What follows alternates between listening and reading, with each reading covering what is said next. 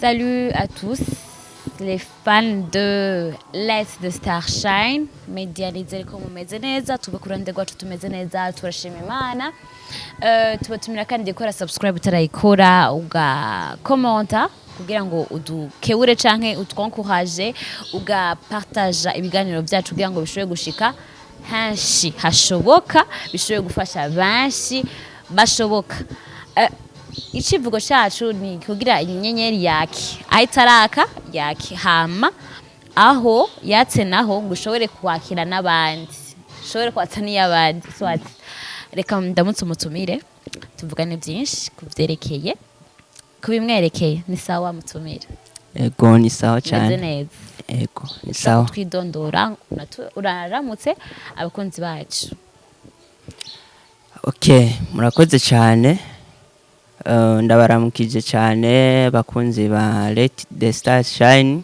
media ego ku mazina ni yukuri Edidie ego amazina nkoresha mu kazi ni yukuri Edidie hashirako na Dani kujanye na film ego ni yukuri Edidie Dani mu kazi ka film mukazi ka film kuva ryari ko na je twageze hari evenement tuze guhuriramo bon nivyo ngo mwandaza kuyivuga mu mugabo sinanzi ko acteur wa film nagiye kubona mu nyuma bya film ndaga uyu yasanzwe ari acteur byari byifashe gute tukicire ku mayangi okay so kubijanye no gukina ama filme sinovuga ngo nabitanguye kera canke ngo nabitanguye vuba kintu hari umuntu yigeze kumbwira ikintu iyo ugifisemwo indoto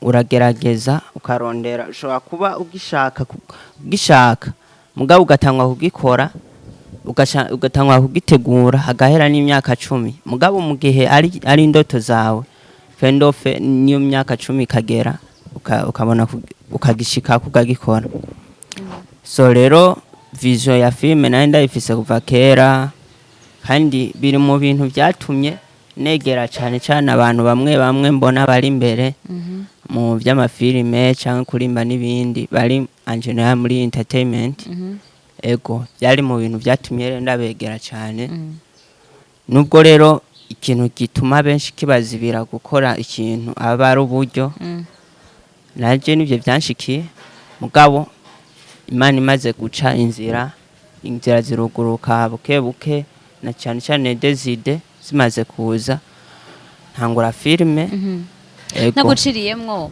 urakijijwe none kubera iki kenshi zoberawe nk'utangura kwinjira muri film canke kenshi amafilme yo ngaha mu Burundi umengo baza bari muri araba chrétien sinzi urabibona arabakizwa ko dukunze kubivuga ariko pa après kumva ngo bagiye no muri sekira siko biva kuki canke wewe wabaye inspiré niki ko biri kose nimba uri umukizo wabaye inspiré na bamwe n'abandi ne bahe bakwanspire gukina mu bijyanye na filme canke kuri genre base wisunze ko wisunze uvuga ati aba anye ni nk'aba role model banje so jewe mu bijanye no gukina egereza micro mu bijanye no gukina filme d'abord abantu sanzwe nzi ndabira ko ibijanye n'agakiza kandi mu kukina banavyifatamo neza hariho sandi ego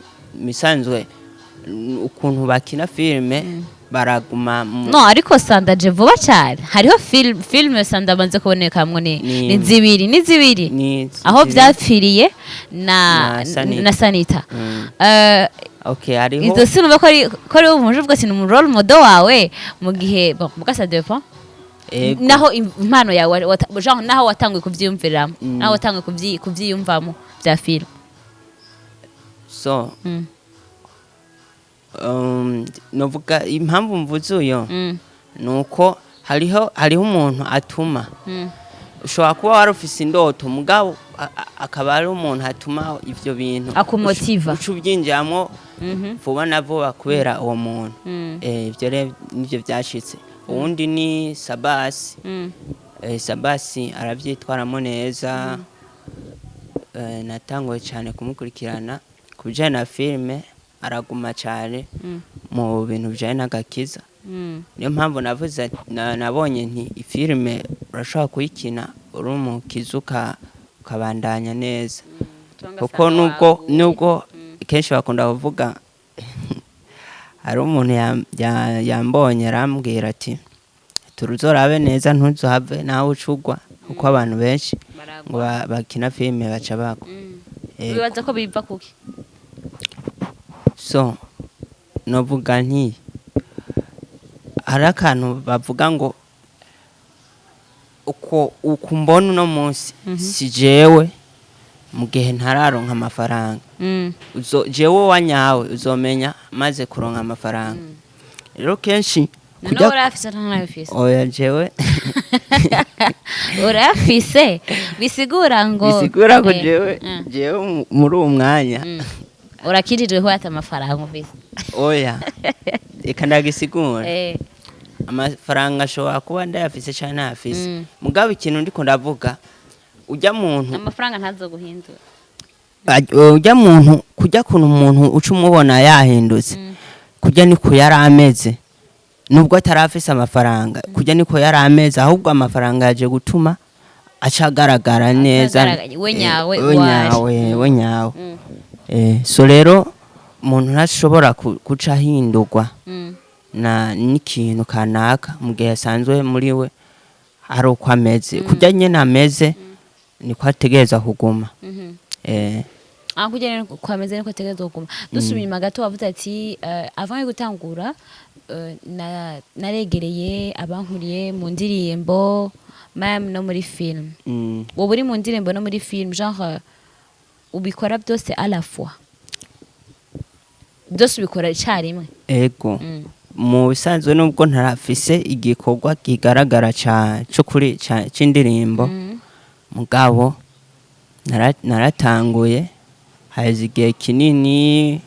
Abankurikirana ku marezo sosiyo barabonye mpibria igihe aho nari mu mastudio ndi gukora indirimbo, nubwo zitarasohoka. Murazi yuko intuze ivyuma bidasezerana canke usanga hariho utubazo turiya. Ego. So rero filime ndayirimwo no kurimba ndabirimwo byose. Ni iki gituma cyane cyane abarundi binjira muri filime no muri ico kibazo bimaze kukibaza kenshi, ariko no mwaramuha inyishu ikwiriye. Umurundi arinjira alafa mu ndirimbo, arinjira alafa muri film, ko yibaza kubera iki? Eske ubona yuko iyo nyenyeri nkuko twebwe tuvuga tutereka inyenyeri yake, babona yuko inyenyeri yabo itabiri kiragaragara neza muri film, agashima yuko nimba abahaburiye hariya bazoharonkere? Umva ni nko gutamba kutagira equilibre. Wifata gute wewe shanke gute wewe nawe wahisemo kubigira uko nkuko abanje bako barabikora? Okay. So novuga yuko atari guta equilibre. Byose ni ibintu biri bisa n'ibintu bijana. Ibintu bisa n'ibintu bijanye, donc biri muri entertainment. Genre umuntu ashobora kubikora, ushobora gukora ukaririmba, mu nyuma ukakina filime. Ego. Kurande rwanje novuga nti jewe ndabikora byose kubera byose mbona yuko ndabishoboye, kandi byongirira akamaro, kandi bikagira n'uwundi message ishobora kuyitanga mu kuririmba, iyindi message nkayitanga muri filime. Kuko byose urumva byose n'ubutumwa. Okay. Dusubiye mbega ya channel yitwa gute? Channel yawe wowe ni uri CEO? Yego. Mukaba mwitwa ijya channel yawe yitwa ni Nea TV. Nea TV. En fait nagomba ngira ubwo bavuga Nia canke Nea. Baba umva ko nakasuye. Okay, bisigura amajambo yose gute? N isigura new. Iyo I isigura effort. Iyo A isigura Africans.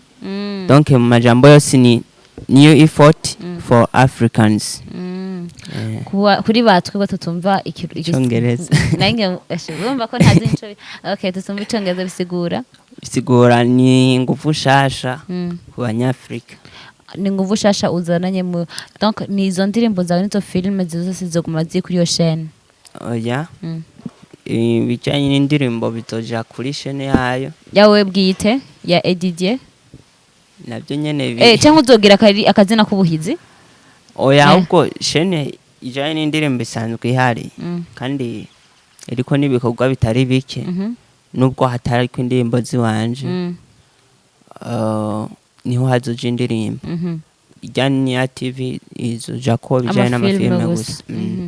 muri future yawe muri novuga nka ide uvuga ati je vision plutôt hapana ide vision ya Nea TV nka CEO niyi kuko uvuga ati ndafise abo dukorana ndafise team yanje turakora nifuza ko bya byifashe gute canke mukora gute dukora gute so Nea TV novuga nti pour le moment vision yo kuyiciyumvira ico ciyumviro no kuyitanguza nabona yuko neza na neza Imana idushoboje tukabitangura ni nk'umuryango byarakunze rero turatangura kandi twifuza kubandanya imeze nka famille novuga nti nubwo unitwa kundi CEO nayitanguje mugasi sindi chef sindongoye abandi ahubwo twese turafashanya nta urongoye uwundi kunu ide principale ni wayizanye ego kandi ide principale nayizanye hamanegera abajya dukorana ndababwira baravyumva barabitahura avuga ati reka rero dushira hamwe ingufu hama dukore donc nakubwiye uko nta muntu dufise navuga nti niwe chef wacu kuko twese turafashanya ari nk'uburyo bukenewe turaja hamwe tugacanga umucango hama tugakora igikorwa nta sponsor kuko nk'abandi ndabizi hariho abonzi baragira barasaba ama sponsor kuko bakabona gukora nta miryango uradodora ko canke waradodoye barakwankira kukugururira no hava mbesha kweri nta muntu navuga ni ndasaba ngo anyime ngo yanke oya ndasaba ngo anyime ahubwo twifuza yuko donc let the star shine hariho ikivugo mufise kandi kijya kivugo ndagikunda kivuga ngo nuko ntabitondeka neza ariko nukufasha ujya muntu afise nawe base gufasha donc wifashisha niho tanga lift uriko aragenda apana uhagaze rero natwe twiyumviye yuko nuzobafasha azogira ico afatiyeko abone ati aba bana bafite ishaka twateye intambwe barateye intambwe nabo nyene bariyunganije ego niyo mpamvu ntobesha ngo haro tumaze gusabara twima oya okay ariko ubuko mwashoboye kugaragaza ibikorwa ndibaza mwoshobora kudodora ukati turafise ibikorwa biri à la base cyangwa mugahasaba nk'aba bantu babakuriye ubundi evolution ya shani yanyu bigenda gute birarabwa byifashe gute novuga yuko ugereranije ariho tukitangura ni shene nshasha nta muntu numwe novuga nti benshi ntibatuzi na cyane cyane urabona yuko bino bintu kugira ngo bimenye birabwe ubuzwi ugasanga umuntu afise abafana iki n'iki donc twebwe dufise abantu dufise n'abo bake nyene batuzi biwacu ariko kacugerageza ukacuraba ngene biriko bigenda novuga nti nta sinogaya ntokwidekuhaje kubera ko ari ntuzeye gafilme ka mbere kamaze ukwezi ka kabiri kamaze iminsi 4 dufise dufilme tubiri Okay. ariko zose uravye ukuntu zihagaze ya Hariho mbere igeze evolution. ku bihumbi 4,500 iya mbere, ya kabiri nayo yarengeje igihumbi mu minsi ine. Oya ni Donc, intambwe ikomeye vraiment. donc rero nibaza yuko hamwe twoshigikirwa na cane cane barya bakuru bacu vyokoroha, ko ugiye kuraba mpora ndaba ukuntu bo bashigikirana. Iyo umuntu bamushigikiye nubwo yoba kuri shene yiwe ata kintu na kimwe yari bwashireko, indwi imwe usanga yakwije ababone 1,000, ifilme yiwe irikirabwa n'ibihumbi 10 mu kwezi. Urumva yuko birafasha cane iyo habaye gushigikirana. Okay. Rero nk'ubutumwa kuri bakuru bawe no kuri kuba ariko baradukurikirana ubwo bwahe? So ubutumwa kuba ariko baradukurikirana n'abakuru bacu mu kazi. mu kazi, novuga yuko ntakwiye kurindira gufasha umuntu uzi wenyene, ahubwo haba hakenewe gushigikira no gufasha umuntu uwo ari we wese ashobora kuba ari mu kazi ariko arakora. Donc rero ntibarindire kuzovuga ati bazodufasha, ari uko Yabwa namwe fo kubitura akavuga ati turakeneye gushaka gufashwa muri uburyo no guca nkeburi uko n'ubundi umuntu haryo umuntu akeneye bufasha ntuzomusanga mu nzu. Fuko umuntu akeneye bufasha araja kwibarabara. Bon, shaka ko cyangwa ngo agasega akabwira umuntu akamusaba akamubwira ati ndakeneye ubufasha bwawe. Niho n'umuntu acabona ko uri muri ka do besoin, umva ukeneye ico kintu yo gufasha. nivyo kwera. Donc natwe nitwicaye aho ubona nimero zabo turazigenze tuzironde, kaza nabandikira turabandikira.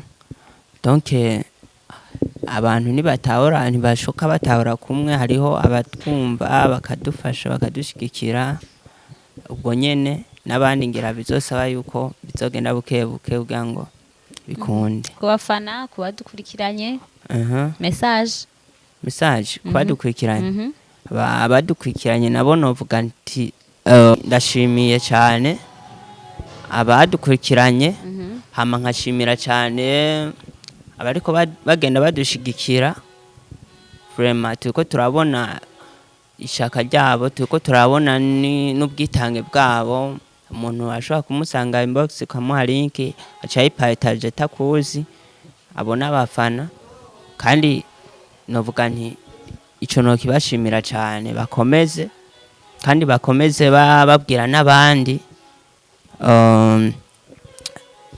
babaha link za filme zacu bakaziraba, kandi bakomeza no kugira subscribe kuri Neya TV. Ego ico nco narindindiriye umva naguma nsubiramo abadukurikiranye babwira iki ntumvuge ijambo. Okay. Ndabashimiye cyane Didier, nizere ko n'ikindi gihe mufite ikindi gikorwa canke nitwabakenera ndoshaka kutwitaba cyane. Reka namwe ndabashimire mwahevye ibyo mwariko murakora, muradukurikirana canke muratwumviriza, kuko ndazihera nk'abashira amatelefoni yabo hasi bakabandanya ko ibyo bariko barakora ariko bakarumviriza ikiriko kiravugwa. Isango rero ni mu kiganiro gikurikira. Mwakoze cyane, peace.